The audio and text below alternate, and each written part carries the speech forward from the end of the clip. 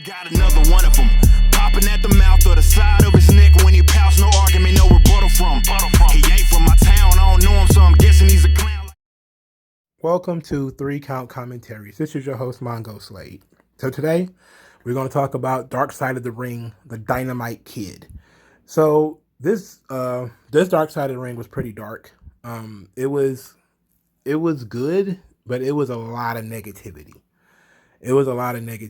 And not so much about the Dynamite Kid, because they gave a cursory, glance at his career. There were some things that were said in this piece that runs contrary to other things that I've read. But we're going to talk about Dark Side of the Ring, but we're also I'm going to read some passages from various books that detail some of the more sadistic things that the Dynamite Kid had participated in. So that ought to give you, something to care about later in this video. So first let's talk about the Dark Side of the Ring, which was very interesting because it had, Julie Hart, the ex-wife of Brett, who was the sister of Michelle Billington, the ex-wife of the Dynamite Kid. Also had the Dynamite Kid's daughters, Bronwyn and what a hell of a name that is, and Amaris, his oldest daughter and his youngest daughter. So Mick Foley was in here to talk about his career. So was Dave Meltzer. So, that was kind of, and then there was Dan Spivey, and I believe his name was Greg Ports, were the Dynamite's friends. And so that was sort of our cast for this piece. Now, they didn't go through his growing up. They mentioned him where he trained. But just to add some color, I'm going to go through and I'm going to give a full, not a full review of his career, of course, but basically tell people where he came from before we really get into what they talk about in Dark Side of the Ring. Because I think this is very important because for some people, they don't know who the Dynamite Kid is. They don't know enough about him because they were correct when they said that for a long time, the Dynamite Kid was pretty much been brushed under the rug. All right, so according to the Pain and Passion book, which is a book on Stampede Wrestling, Dynamite Kid was started training at 13 years old. He was trained by Ted Bentley or Ched Bentley, who gave him the name Dynamite Kid. He trained 6 days a week for 3 years at the Snake Pit, which is in Wigan. And this is where Billy Robinson and Carl Gotch also trained. So it was a pretty tough place. Billington dropped out of school at 14 and started wrestling pro at 16. In 1978, he was found by Bruce Hart, and he was brought to Calgary. Bruce was impressed by his skills and his speed and his technique, but the size was always going to end up being a problem. So that's basically where the Dynamite Kid's early career begins. So Dynamite Kid comes to Calgary. He's the biggest star, probably the biggest star they ever produced. Or he was at least the franchise player for a really long time. And he meets Michelle, and I believe, he marries Michelle in 1980. Now, there's some conflict here. Michelle in the Dark Side of the Ring says she was 18 when they got married. In the book, it says that she was 16. Okay. And the Dynamite Kid would have been 21 because they got married in 1980. So that would be like about 2 years after he came to the United States. To Canada, rather. Now, in Dark Side of the Ring, Michelle said that Dynamite never did steroids until he went to the WWF. The Pain and Passion book contradicts that because it says that Dynamite Kid was actually introduced to steroids by Sylvester Ritter. And if you're, a wrestling historian or somebody who knows wrestling, you know that name. That is the Junkyard Dog, who wrestled for a time in Calgary. So it's saying that basically he was introduced to steroids before he even went to the WWF. But Michelle pretty much says he went to the WWF and started doing steroids. But so you can take it or leave it. But his time in Calgary, he worked a lot as a heel with a manager named J.R. Foley. And one of his more brutal ribs was that he set J.R. Foley's hat on fire while J.R. Foley was asleep, and it was actually still on his head. They didn't mention in this documentary that Dynamite was a raging alcoholic. and that that was a common link between him and J.R. Foley is that they were both alcoholics, and this was kind of before he went to the WWF. Of course, it got worse after he got injured and everything. But a lot of the problems that he had in WWF, he actually had some of those problems before he'd even gotten there. So I love that in Dark Side of the Ring, Michelle still had the love letters that Dynamite Kid had written her, and she actually read one. Also, love that they still had his ring gear from the WWF, the shiny Union Jack, not the Union Jack, the Great Britain flag. Well, shit, I can't tell you, man. The United Kingdom. There we go. The United. Well, that would be the Union Jack, wouldn't it? Okay, so yeah, but they still had the shiny jackets. They still had those things. Those things are pretty cool. So that kind of stuff was pretty dope. I enjoy seeing that. And his oldest daughter seemed to really like him and really loved him because she had a better relationship with him. Of course, they talked effusively about his feud or his matches with Tiger Mask, Satoru Soyama, because it was such a huge trendsetter as far as work was concerned. And Meltzer, says, hey, if you guys really like the style of wrestling today, that's where it came from. And I just kind of, all right. I don't know. I've seen plenty of Dynamite Kids matches, and they're very physical. That was his style. His style was very physical. He laid it in. He gave as good as he got, and he took bumps. He took liberties. He did. But he laid his shit in. I think Dynamite would probably be, people would say he was too stiff today. So I don't think while he may have inspired the spirit of what these guys do today, I don't think it's the same thing. Just me personally. But they talked about Dan Spivey, Gary Ports, I'm sorry, his name was Gary Ports, and Jacques Rougeau talked about doing steroids in the WWF, and that they were taking steroid needles and throwing them into the wall like darts. And I was just kind of like, wow, like that's so dark that there's so many guys partying. But to be quite honest, Brett's book talks a lot about how steroids were pretty much just all the rage. It was everywhere, and that guys were injecting each other. Like they were go to see Dr. Zahorian, the guy who ended up getting arrested for the WWF steroid scandal, ended up going to prison. That people saw him all the time, and that there was plenty of steroids, and there were plenty of parties with drugs, and Brett was in on some of that stuff. When a lot of the people that he mentioned were either already old or already dead, obviously, because that was like the late 80s, early 90s WWF roster. And so the drugs and the alcohol and everything flowed. But, they said that, hey, Dynamite had a mean streak. And they talked about him breaking Mick Foley's jaw. They actually showed it. And that's not the first time. That's probably the first time I've seen that footage. I'm not sure if I've ever seen it before. I've read it in Foley's book that Dynamite broke his jaw, but I don't remember ever seeing it.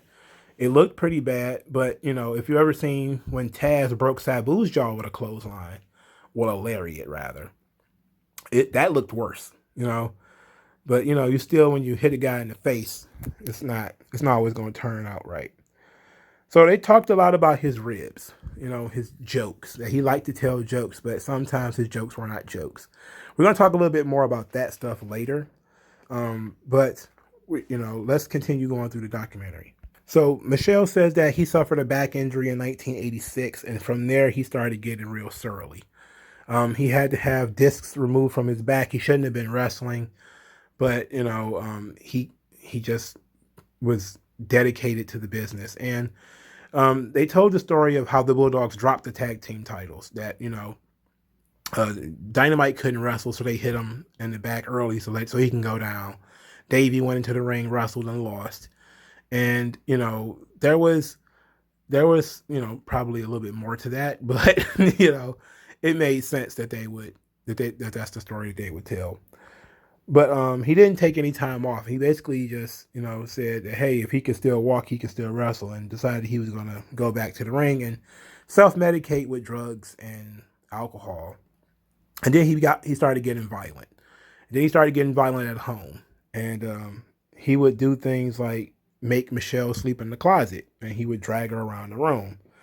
And then we get to the story of Jacques Rougeau, because this was really what the entire episode was predicated upon. Like, I only saw a couple of things in the trailer, and the things in the trailer was basically Jacques Rougeau and his family being in here. Like, so they pretty much just wanted to tell the story of Jacques Rougeau.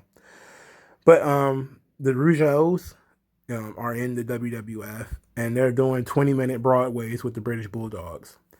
And Jacques Rougeau says, he admits in this Dark Side of the Ring, like, hey, yeah, I'm a little talkative, I'm a little jokey, I'm a little arrogant, and we were doing 20-minute Broadways with these guys, and they didn't think that we deserved it. They didn't think we had paid our dues. And so they set about bullying them because they felt like they were being privileged. And Michelle kind of made it I liked her, that she took up for him, which is really strange because they had been divorced for so long. But she was basically like, look, I'm tired of hearing about this Jacques Rougeau thing. Like, is this the only bad thing that ever happened to the guy? And so Jacques tells the story about, being cocky and being confident. And, he gets asked to play cards by Kurt Hennig.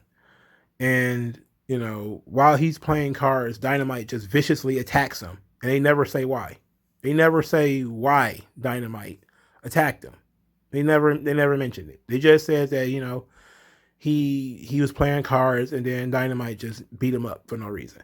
Now, we're going to get into this detail into this story later, or, at least as much of the detail as from people who might have been in the building. So we're going to talk about that later, but we're going to tell the story that Dark Side of the Ring tells now. So Jacques Rougeau basically says that after he got attacked by Dynamite, he was pretty much mentally destroyed, and that he felt like he had to do something. He felt like he had to get revenge. And so he says his dad told him to go get a roll of quarters, and so he did, and he went to the show, the next show, a week later or whatever. He saw the Dynamite Kid, walked up to him, and just punched him in the face, and knocked out all of his teeth, embarrassed him in front of the boys. And, then we get into the realm of the ridiculous, because it's like, why didn't Dynamite do anything back? Then we get this story about, and this Michelle and Jacques Rougeau, about Dino Bravo and the Canadian mob. So Michelle is like, Tommy told her that, I can't work here anymore. I can't work in the WWF anymore. Because the guys will get me if I hit Jacques Rougeau back. If I try to get any type of revenge on him, I'll get killed, because Dino Bravo is connected to the mafia. Now, Dino Bravo did end up getting killed and did have connections to the mafia. But did the Rougeaus have, and they talked about, there's pictures of the family and pictures of the house and all kind of stuff in envelopes, and they showed all this stuff to Dynamite, who then gets spooked and decides, okay, I can't do anything. I can't, whatever. And then Jacques Rougeau says that he told Dino Bravo that he was connected to the mob or whatever.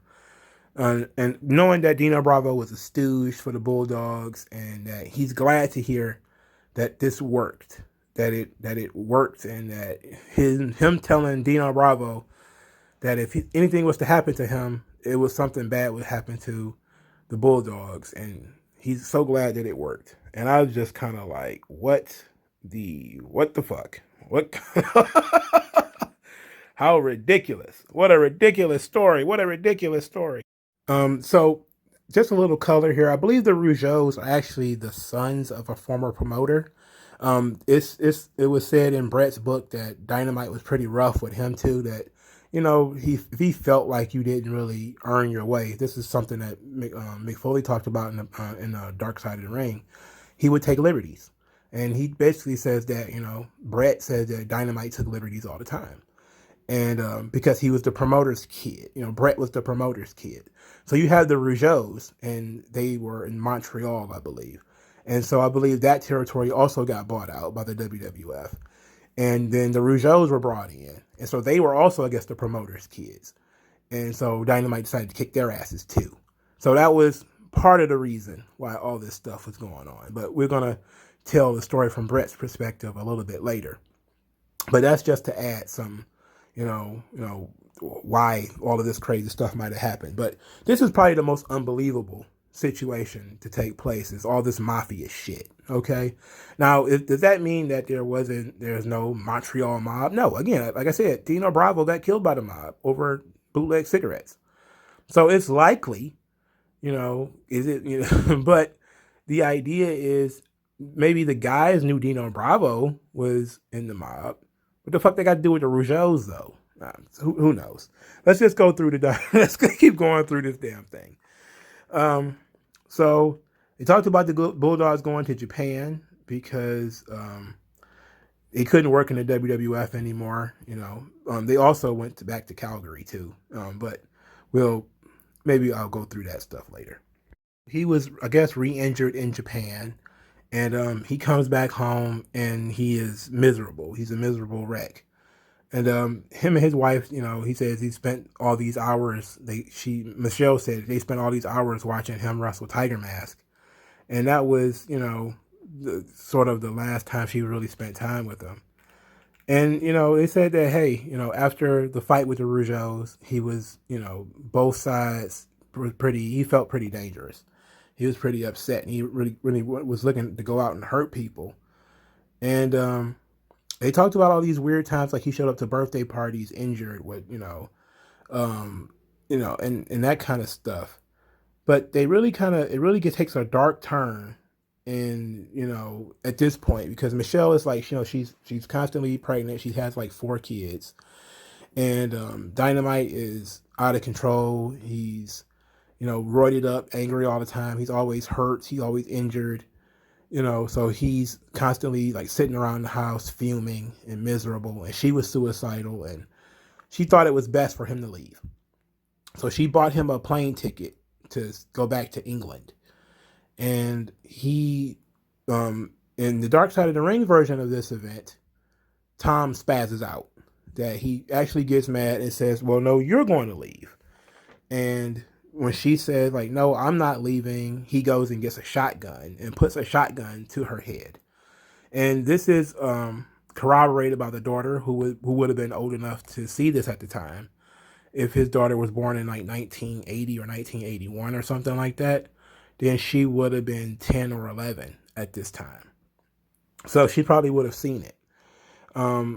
So, we have this situation where he's got his wife at gunpoint. And Michelle, who told the story, is like, I wasn't particularly scared. I didn't think he would actually do it. I called the cops. And the cops said, oh, well, if he's telling you to leave, then you probably should leave. So she goes to move in with Brett and Julie, who, again, is her sister. And they basically waited out until Dynamite left. And he eventually took off and went back to England. And she never saw him again.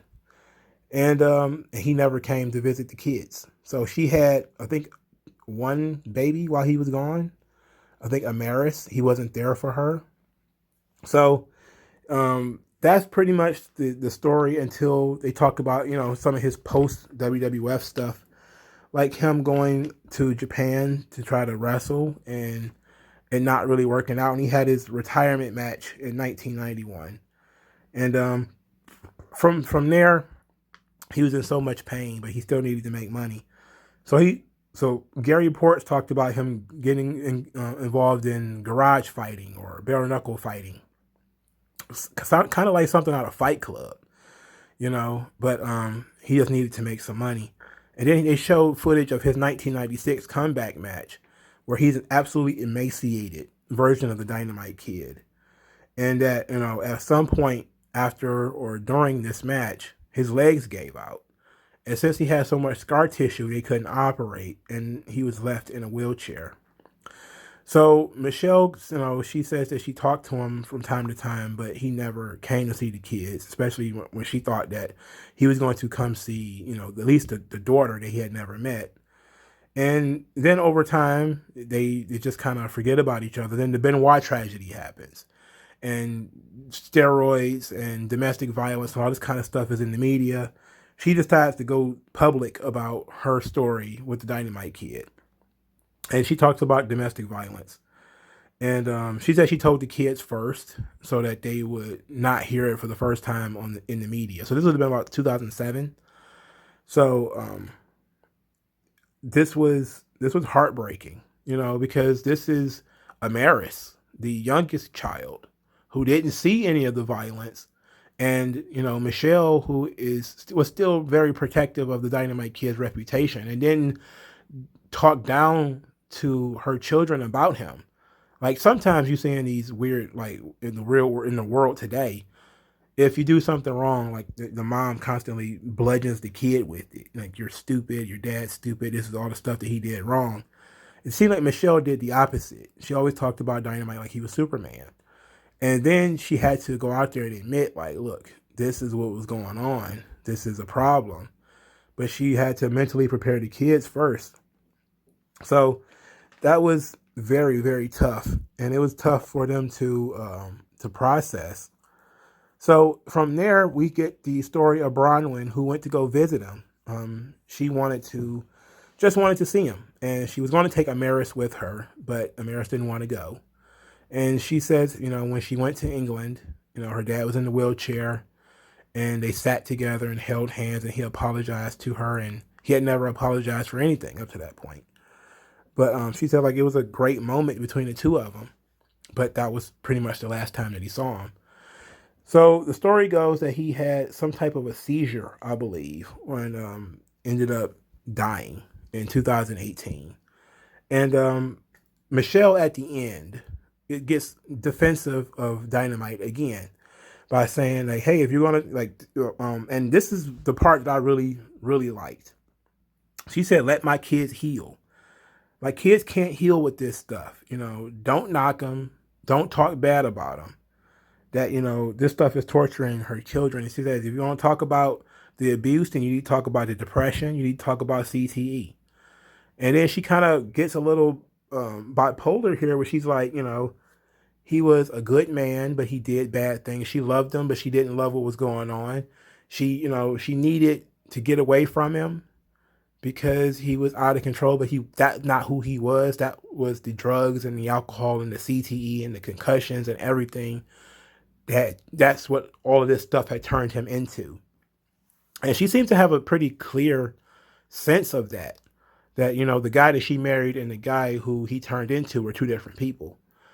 And that was very interesting. I think it was very insightful as well, especially since she actually is the one who lived it.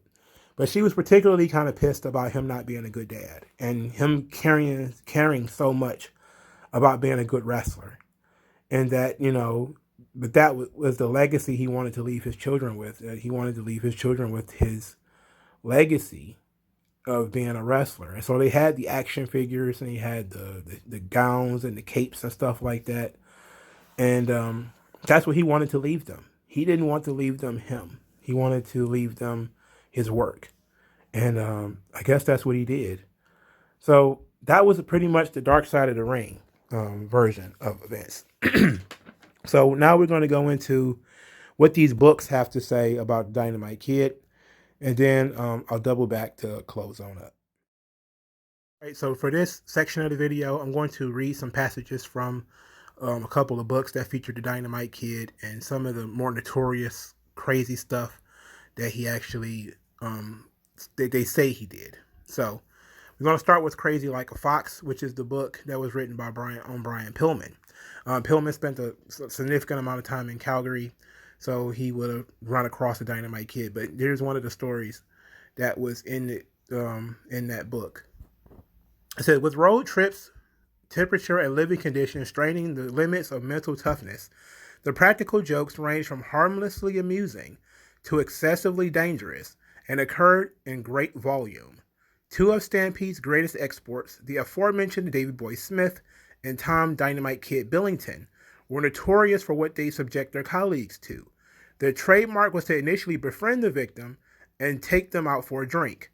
When the target in question would turn their head or run to the bathroom, Dynamite would spike their drink with a halcyon, a drug medically used to cure insomnia. When the victim passed out, it would be open season. Dynamite was the more rotten and sinister of the two, an incredible wrestler with a creative flair and mean streak to match. His Napoleon complex was legendary, amplified by a cocktail of steroids, uppers, and downers that made him a walking powder keg, and he would regularly go to extreme lengths to impose his will on others. Davey wasn't as dark, but was easily led, and together they were a deadly combination. Shortly after Outback Jack's arrival in Calgary, he was given the call to go to the WWF and ran afoul of the Bulldogs. After helping him pass out for the night, the Bulldogs took him up to his hotel room and stripped him naked.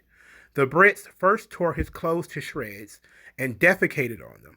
Then, with Jack completely at their mercy, they shaved his head bald, spray painted his body pink, superglued his hands to his own face, then took him outside and dumped him in the snow in freezing temperatures.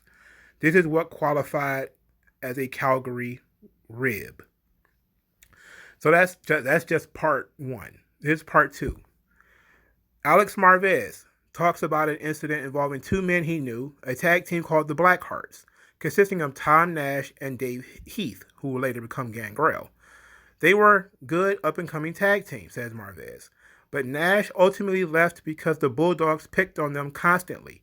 At one point, they had Nash doing a headstand against the wall with his pants down, and they were throwing syringes at his ass like a human dartboard. That's insane, right? Insane. This is from Pain and Passion, the book on the Hearts. This is another interesting Dynamite Kid story. This is about a referee named Sandy Scott. Behind the scenes, Scott was the most ruthless womanizer on the road. He was a pretty good with the stick, Ross says. Ross is the brother of Brett. He must have had 100 women out there. He claimed one in every town. Some of them went on to be wives and girlfriends of other wrestlers. He could be very smooth and elegant, really polite and charming. One of Scott's frequent conquests was an overweight ring rat in her 50s from Montana. Her name was Hazel, but the boys dubbed her the white-haired tornado. She showed up at the matches when Stampede Wrestling came to town and pleasured the wrestlers in the dressing room. Sometimes her sad sack husband came to the arena with her. Ross was always thought that the old guy knew what was going on but played dumb to save face. Ross says he never understood the appeal of the White Tornado, who he estimates weighed around 225 pounds. Even so, she never had trouble collecting notches on her bedpost. Sometimes she accompanied the wrestlers on road trips, performing fellatio on the driver. We'd pass by on the highway and you'd see her head pop up, Ross says. The wrestler would be kind of embarrassed, but I guess it was hard for some of them to resist. Sandy Scott was serviced by her too, but he was never shy about it. He didn't give a shit what anyone thought. One evening, Dynamite played his X-Lax prank on the White Tornado, slipping an overdose of the laxative into the groupie's drink. She was sick for days. Not long afterward, when Scott was X-Laxed, he assumed Dynamite had done it. For days, Scott was overcome by diarrhea attacks and couldn't work, which angered Stu. Stu reprimanded Dynamite, who swore innocence. Once Scott had recovered, he reported to work, showing up at a Mohawk gas station on Calgary's Edmonton Trail that had long been the weekly meeting place for the wrestlers to catch their tides and head out on the road. Scott was sitting in the van, waiting to embark on the week's trek, when Dynamite, still fuming at the accusation made against him and seeking revenge, punched him in the face. Scott jumped out of the van, announced he was quitting, and went to get his bag from the back of the van. It was gone. Dynamite had thrown it into a tree. So, there that go. That is the Dynamite Kid. Now, in the terms of what took place between him and Jacques Rougeau, there is a long story about it. Hopefully, this is from another book. I think this was from Bret Hart's book about what took place between Jacques Rougeau and the Dynamite Kid. Henning, a great worker, was an equally great ribber. He put several heavy steel locks on the handle of Jacques Rougeau's suitcase to make it heavier than it already was. Jacques wrongly assumed the Bulldogs had done it and told Henning that if they did it one more time, he would take it up with Vince. Kurt, still ribbing, went directly to Tom Billington and told him what Jacques had said. Tom was furious that Jacques was going to rat him out for something he didn't do and barged into a dressing room where Jacques was playing cards and slapped Jacques across the head from behind, knocking him off his bench. Jacques never pretended to be a tough guy, but he had enough balls to stand up for himself. He lunged at Tom, who snatched him in a front face lock, choking him down to the carpet. He let him up, only to have Jacques charge him again. Tom cracked him in the mouth before taking him to the floor again. This time, Tom cinched up on him until Jacques tapped his hand on the floor in surrender. Brother Ray Rougeau arrived on the scene just then and politely asked Tom to let Jacques up. Tom did, and told Jacques not to be stooging to the office and blaming him for stuff he didn't do. Ray Rougeau was a former Golden Gloves boxing champ, and despite his less than threatening appearance, he was respected for being legitimately tough. He'd injured his knee a week earlier, working against me and Jim, that would be Brett, and he'd been icing and wrapping it every night. Tom, forever the bully, had an audience of wrestlers around and couldn't resist taunting Ray. Ray meekly offered, "I've hurt my knee." Tom replied, "Yeah, right, Ray. You come and see me when your knee's better. I'll be waiting for you." Since the foundation was working nightly with the Rougeaus, it was hard not to notice that they were simmering over those insults, and every night Tom made a point of asking Ray how his knee was. I warned Tom to ease up. Then at the TV tapings in Toledo, Tom was wrapping up a conversation with Pat Patterson. They were the last two in the lunchroom. As they got up and walked out, Jacques sucker punched Tom, knocking all his front teeth out. As Tom was bent over, dazed and stunned, with blood spurting out of his mouth, Jacques drilled him until bad news, that would be bad news Brown, intervened and saved him. Meanwhile, Pat jumped around like a hysterical woman. The Rougeaus had their bags waiting by the back door and bolted before Tom even realized what was going on. Okay, so at first I was contemplating getting involved, but the more I thought about it, the more I realized that Tom had been asking for this for years, and that everyone who'd been bullied by him would rejoice at the news. I decided it wasn't my fight. The Bulldogs had to leave the next day for a WWF tour in France. Vince called Tom in France and offered to pay for his dental work, but he insisted that when they came home, he wanted both Tom and Davey to meet him in his hotel room at the San Francisco TV tapings. He'd have the Rougeaus there along with Pat, and he wanted them all to make peace.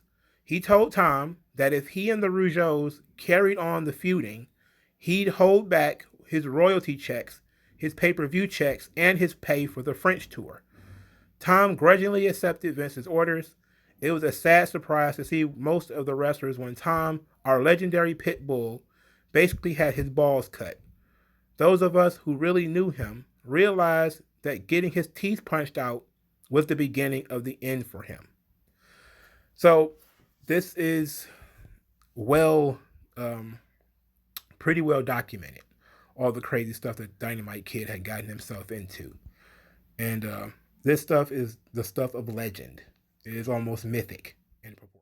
So that's just sort of the tip of the iceberg when it comes to some of the ribs. Some of the other ribs that I did not read was that Dynamite and Davey Boy Smith would often torture Jake the Snake Roberts as snakes. There was a story in, I believe, Pain and Passion that Davey and Dynamite would take the snake, drop elbows on it, and pump it full of steroids so that it would be super angry and mad when Jake opened the bag, because they thought that was funny and they thought that was a joke. Bret Hart tells a story of Rick McGraw in Japan and getting completely and totally wasted, and Dynamite talking him into cutting his own head open with a razor blade, so blading. And that when he eventually passed out, I'm guessing he might have been Halcyon. Dynamite drug him to Peter Takahashi's hotel room and dumped him in front of it, bloody, and then called the front desk and says, "Call Takahashi's, room and tell him there's something wrong with the wrestlers." So when Takahashi opens the door, there's Rick McGraw at his feet, bloody and unconscious. And that, of course, cost Rick McGraw his run in Japan, and he's never able to work there again.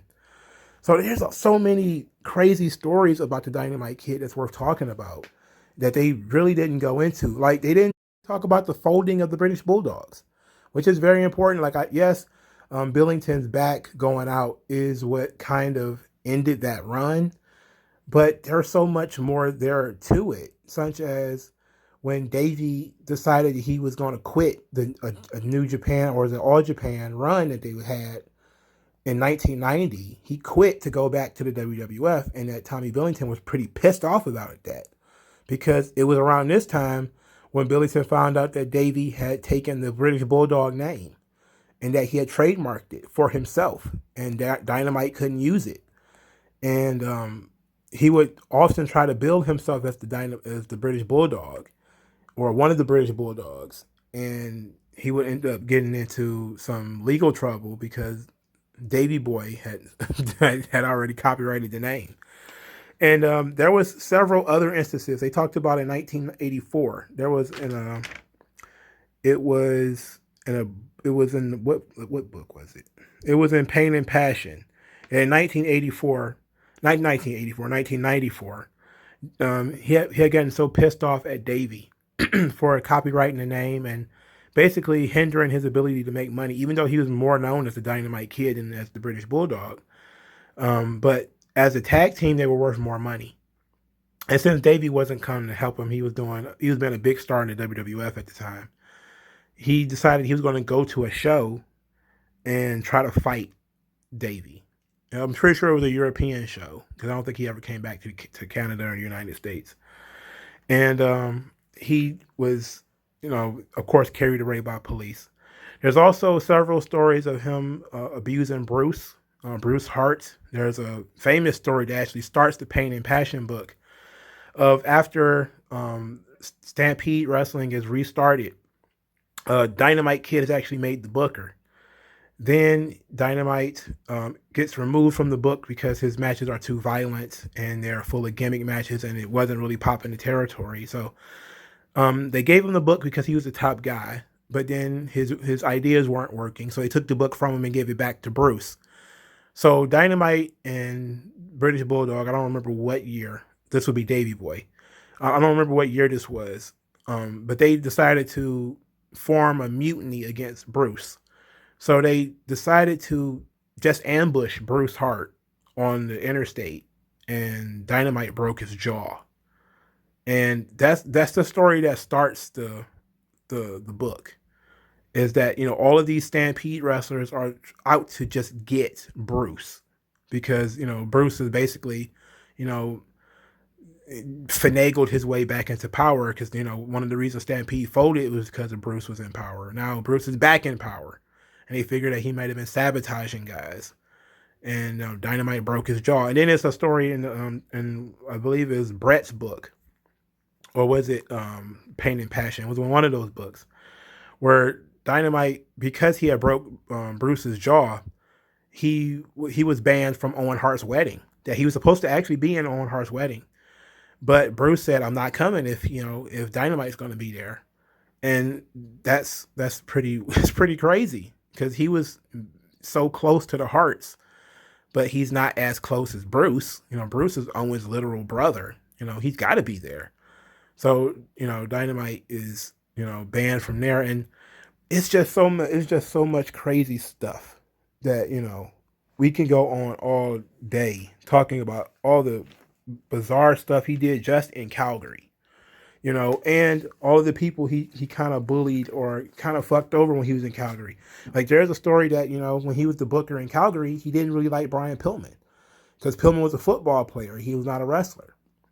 And he was getting booked in top spots because Bruce liked him. He was Bruce's tag team partner, but Dynamite was always looking to put the screws to him. So, so there's that kind of stuff. There's just so much that they I know that they couldn't go through all of this, but there is just so many wretched, fucked up stories about the Dynamite Kid, and it's hard to read a book that was written by somebody who passed through the Calgary territory and they didn't have something negative to say about the Dynamite Kid. And the only thing positive about it they could say is, well, he was a great wrestler. Fantastic wrestler, fantastic athlete. Took great bumps. But that was pretty much it. Everything else is, hey, he drugged some guy and, the guy cut his head open and passed out, and then he dumped him at the foot of a promoter. Hey, he did all this crazy shit. It's like, I don't know what to tell you, man. Like, Dynamite Kid's life is just so dark, and these are things that he thought were jokes. Like that's the crazy thing. Like, he thought drugging people and shaving their head and shitting in their bag, because they told a story about that too, about on Dark Side of the Ring, about a guy who the Bulldogs drugged him and shit in his bag, and they thought that kind of stuff was funny. But this has been wild. It's a wild story, man. But let me know what you guys think about the Dark Side of the Ring episode and about all this stuff. Like this video, share this video, subscribe to the channel, and I'll talk to you guys later, man. Peace out.